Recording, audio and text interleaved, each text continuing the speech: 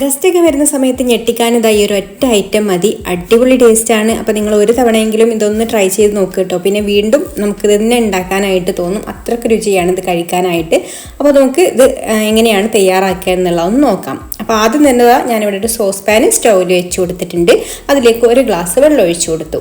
ഇനി ഇതിലേക്ക് 1/4 കപ്പ് ചൊവ്വരി അല്ലെങ്കിൽ സാബൂനരി എന്ന് പറയും, അത് നന്നായിട്ട് കഴുകിയെടുത്തതിന് ശേഷം അതും കൂടെ ഇതിലേക്ക് ചേർത്ത് കൊടുക്കുന്നുണ്ട്. ഇനി നമുക്കിതൊന്ന് നന്നായിട്ട് വേവിച്ചെടുക്കണം. തിളച്ച് കഴിഞ്ഞാൽ പിന്നെ തീ കുറച്ച് വെച്ചിട്ട് വേവിച്ചെടുക്കുക കേട്ടോ, അല്ലെങ്കിൽ വെള്ളമൊക്കെ പെട്ടെന്ന് തന്നെ വറ്റിപ്പോവും. അപ്പോൾ അതാ നമ്മുടെ ചൊവ്വരിയൊക്കെ നന്നായിട്ട് തന്നെ കുക്കായി വന്നിട്ടുണ്ട്. ഇനി നമുക്കിതിലേക്ക് ഒരു 2 കപ്പ് പാൽ ഒഴിച്ചു കൊടുക്കാം. പിന്നെ നമുക്ക് മധുരത്തിനാവിട്ട് കണ്ടൻസ്ഡ് മിൽക്കും പഞ്ചസാരയും കൂടിയാണ് കേട്ടോ ചേർത്ത് കൊടുക്കുന്നത്. അപ്പോൾ കണ്ടൻസ്ഡ് മിൽക്ക് ഇല്ലെങ്കിൽ പഞ്ചസാര മാത്രമായിട്ട് ചേർത്ത് കൊടുക്കാം. കുറച്ചും കൂടെ ഒക്കെ ടേസ്റ്റ് കിട്ടും കണ്ടൻസ്ഡ് മിൽക്കും കൂടി ചേർത്ത് കൊടുക്കുകയാണെന്നുണ്ടെങ്കിൽ. അപ്പോൾ ഞാനിതിലേക്കൊരു 1/4 കപ്പ് കണ്ടൻസ്ഡ് മിൽക്ക് ചേർത്ത് കൊടുക്കുന്നുണ്ട്. പിന്നെ ബാക്കി മധുരത്തിന് ആവശ്യമായിട്ട് പഞ്ചസാരയാണ് കേട്ടോ ബാക്കി ചേർത്ത് കൊടുക്കുന്നത്. പഞ്ചസാരയും കൂടെ ചേർത്ത് കൊടുത്തിട്ട് ഇളക്കി കൊടുത്ത് ഇതൊന്ന് നന്നായിട്ട് തിളപ്പിച്ചെടുക്കണം. അപ്പോൾ ഇതുപോലെ നന്നായിട്ടൊന്ന് തിളച്ച് കഴിഞ്ഞതിന് ശേഷം പിന്നെ ഇതിലേക്ക് ഫ്ലേവറിന് വേണ്ടിയിട്ട് ഒരു 1/2 ടീസ്പൂൺ ഏലക്കാപ്പൊടിയും അതുപോലെ മധുരം ഒന്ന് ബാലൻസ് ചെയ്യാൻ ഒരു നുള്ളു ഉപ്പും കൂടെ ചേർത്ത് കൊടുത്തിട്ട് നന്നായിട്ടൊന്ന് മിക്സ് ചെയ്ത് കൊടുത്തതിന് ശേഷം പിന്നെ നമുക്ക് ഫ്ലെയിം ഓഫ് ആക്കാം. എന്നിട്ടിത് നന്നായിട്ട് ചൂടാറാൻ വരാൻ വേണ്ടിയിട്ട് ഒന്ന് മാറ്റി വെക്കാം. ഇനി ഞാനിവിടെ ഇതുപോലെ ഒരു ആപ്പിൾ എടുത്തിട്ടുണ്ട്. അത്യാവശ്യം നല്ല വലുപ്പത്തിലുള്ള ഒരു ആപ്പിളാണ് കേട്ടോ എടുത്തിട്ടുള്ളത്. ചെറിയ ആപ്പിളാണെന്നുണ്ടെങ്കിൽ ഒരു 2 എണ്ണം എടുക്കാം.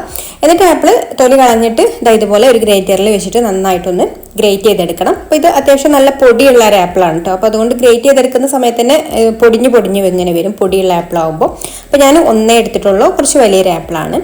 അപ്പോൾ അത് ഗ്രേറ്റ് ചെയ്തെടുത്തിട്ടുണ്ട്. ഇനി ഒരു പാൻ സ്റ്റൗവിൽ വെച്ച് കൊടുത്തിട്ട് അതിലേക്ക് 1 ടീസ്പൂൺ നെയ്യ് ഒഴിച്ചു കൊടുത്തു. നെയ്യ് ഒന്ന് ചൂടായി വന്നതിന് ശേഷം ഇതിലേക്ക് ചെറുതായിട്ട് മുറിച്ചിട്ടുള്ള കാഷ്യൂനട്ട് ചേർത്ത് കൊടുക്കുന്നുണ്ട്. എന്നിട്ടൊന്ന് വറുത്തെടുക്കാം. കാഷ്യൂനട്ട് ഒരു പകുതി മൂപ്പായിട്ട് വരുന്ന സമയത്ത് കുറച്ച് കിസ്മിസും കൂടെ ചേർത്ത് കൊടുത്തിട്ട് രണ്ടും കൂടെ നന്നായിട്ടൊന്ന് വറുത്ത് ചെറുതായിട്ടൊരു കളർ ഒന്ന് മാറി വന്നതിന് ശേഷം നമുക്കിത് കോരി മാറ്റി വെക്കാം.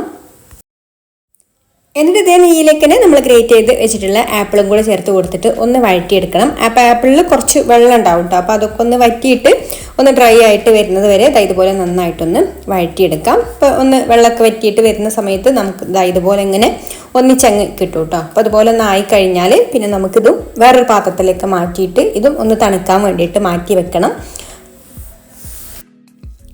അപ്പോൾ ഞാൻ പാലിൻ്റെ മിക്സും തണുക്കാൻ വേണ്ടിയിട്ട് വേറൊരു പാത്രത്തിലേക്ക് മാറ്റിയിട്ടുണ്ടായിരുന്നു കേട്ടോ. ഇപ്പോൾ രണ്ടും നന്നായിട്ട് ചൂടാറി വന്നിട്ടുണ്ട്. ഇനി നമുക്കിത് രണ്ടും കൂടെ മിക്സ് ചെയ്തെടുക്കുകയാണ് വേണ്ടത്.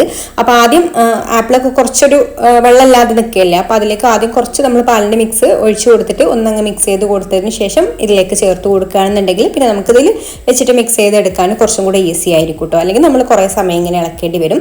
ഇനി വറുത്ത് മാറ്റി വെച്ചിട്ടുള്ള അണ്ടിപ്പരിപ്പും മുന്തിരിയും കൂടി ഇതിലേക്ക് ചേർത്ത് കൊടുത്താൽ നമ്മുടെ അടിപൊളിയായിട്ടുള്ള ആപ്പിൾ പായസം റെഡിയായി. നല്ല ടേസ്റ്റാണ് കേട്ടോ ഇത് കഴിക്കാൻ. അപ്പോൾ നിങ്ങൾ ഒരു തവണയെങ്കിലും ഇതൊന്ന് ട്രൈ ചെയ്ത് നോക്കൂ. വീഡിയോ ഇഷ്ടമായിട്ടുണ്ടെങ്കിൽ ലൈക്ക് ചെയ്യാനും ഷെയർ ചെയ്യാനും ചാനലൊന്ന് സബ്സ്ക്രൈബ് ചെയ്യാനും ഫേസ്ബുക്കിലാണ് കാണുന്നതെന്നുണ്ടെങ്കിൽ പേജ് ഒന്ന് ഫോളോ ചെയ്ത് സപ്പോർട്ട് ചെയ്യാനും മറക്കല്ലേ. അപ്പോൾ ഇനി മറ്റൊരു നല്ല റെസിപ്പിയുമായിട്ട് അടുത്ത വീഡിയോയിൽ കാണാം. താങ്ക്